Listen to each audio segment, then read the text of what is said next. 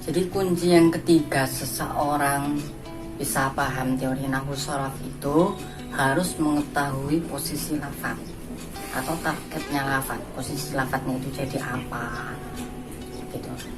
Posisinya di mana, jadi apa, itu namanya target.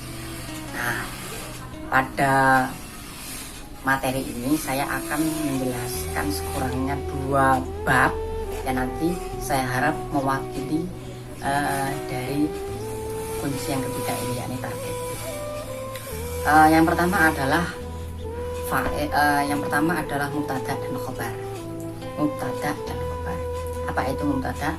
Apa itu khobar? Itu sudah dijelaskan dalam beberapa tahap nahwu dari yang kecil sampai yang besar.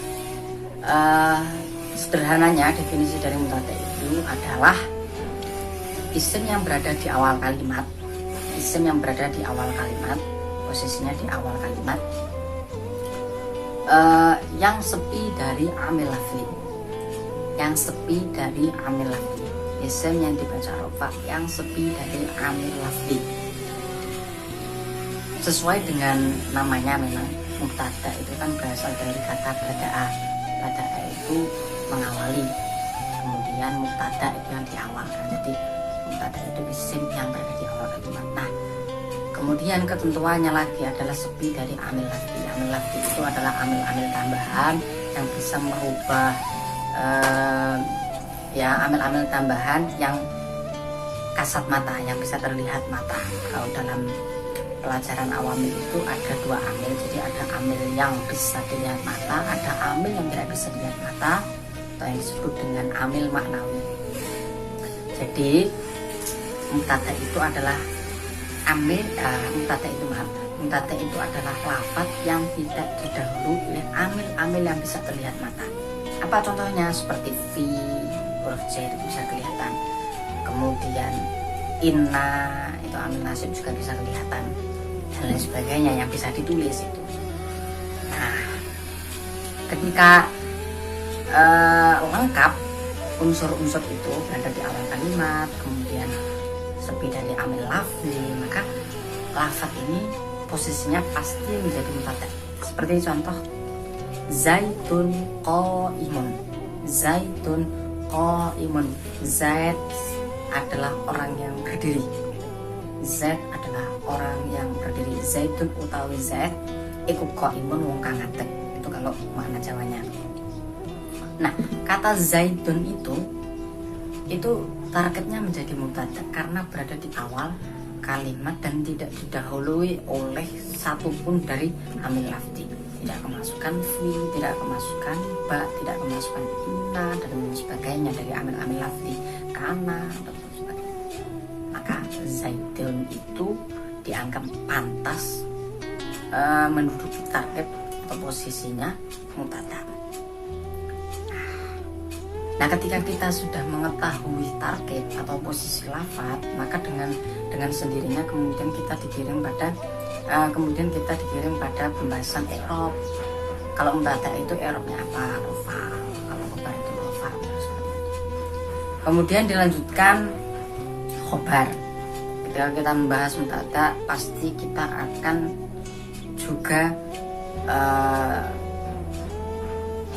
mengetahui khobar, karena khobar dan mubtada itu adalah 2 unsur yang saling berdekatan, yang saling bergandengan.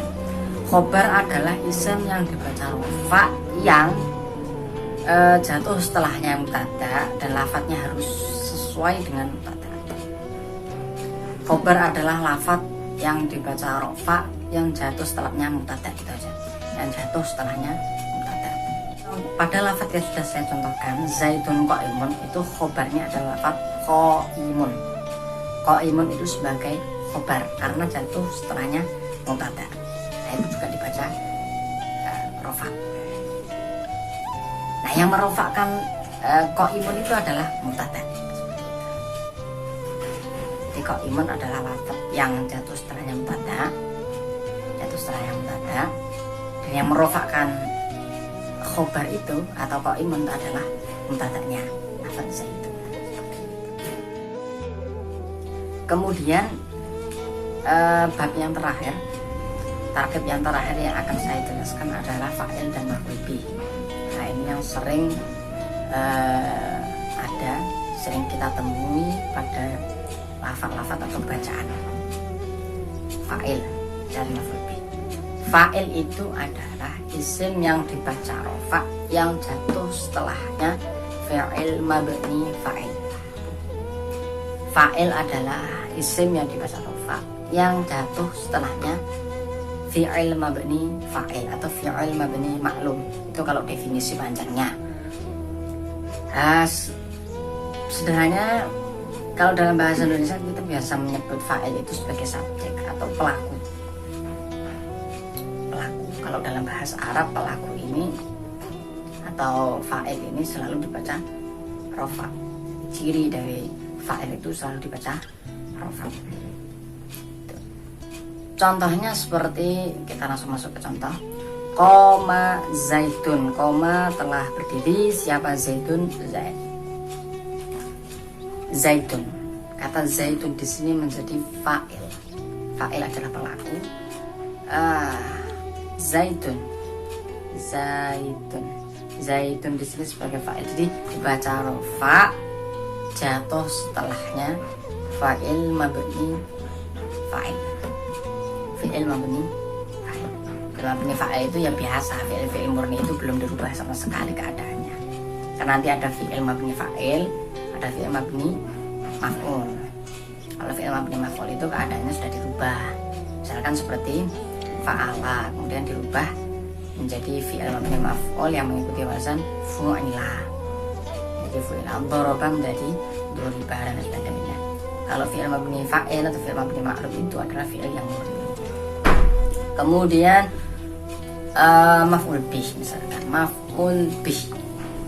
Maf'ul bih itu adalah isim yang dibaca nasab yang kejatuhan pekerjaannya fi'il. Jadi ciri daripada maf'ul bih ini selalu jatuh setelahnya fi'il yang mutaati. Jadi fi'il itu ada mutaati, ada yang lazim. Kalau mutaati itu yang membutuhkan maf'ul bih, kalau fi'il lazim itu yang tidak membutuhkan maf'ul bih. Nah, kita fokus ke maf'ul bih-nya.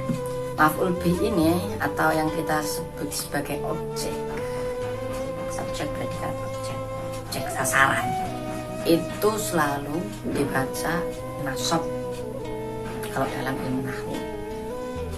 Nah, kemudian pentingnya apa? Nah, setelah kita mengetahui posisi lafaz, mulai dari apa yang tadi mubtada, kemudian khobar, fa'il, kemudian maf'ul, maka tinggal kita mengidentifikasi lafadznya itu termasuk dari apa gitu. Kalau lafadznya itu misalkan termasuk dari kategori isim mufrad dan bertepatan di situ harus dibaca rofa ya misalkan, maka tinggal kita melihat isim mufrad itu ketika rofa dialamati dengan apa. Ya, begitu. Dengan doma, oh ya udah tinggal dia doma. Gitu. Kalau seandainya misalkan di maf'ul bih, maf'ul bih-nya itu lafadznya ternyata ketika setelah diidentifikasi dia termasuk dari jamak mudzakkar salim. Jamak mudzakkar salim zaiduna misalkan. Maka kita lihat ketika nasab jamak mudzakkar salim itu dialamati dengan apa? Oh dengan ya. Oh ya udah tinggal kita ganti wawunya di situ zaiduna menjadi zaidina dan seterusnya. Nah, kunci-kunci itu yang pertama bisa membedakan kalimat, kemudian menghafalkan i'rab, dan yang terakhir bisa mengetahui posisi lafaz. Itu setidaknya bisa membantu seseorang untuk membaca kitab bulul. Biasanya kalau di pesantren itu memang fokusnya di kitab bulul, dan bisa untuk kalau dalam kitab Imriti di salah satu nazmnya di bagian muqaddimah itu wanahu aula awalan ayu lama idil kalam lagi sama bahwa nahwu itu adalah ilmu yang harus paling utama dipahami, karena tanpa ilmu nahwu sebuah pembicaraan khususnya bahasa Arab ini tidak akan bisa dipahami dengan baik. Begitu. Dan tujuan utama daripada kita mempelajari ilmu nahwu itu untuk memahami Al-Quran sebenarnya, untuk memahami Al-Quran dan hadis, yang mana keduanya yang mana keduanya merupakan sumber pokok hukum Islam. Kalau kita menjalani hidup sehari-hari itu semuanya bersumber dari dua piranti itu, yakni Al-Quran dan hadis ini.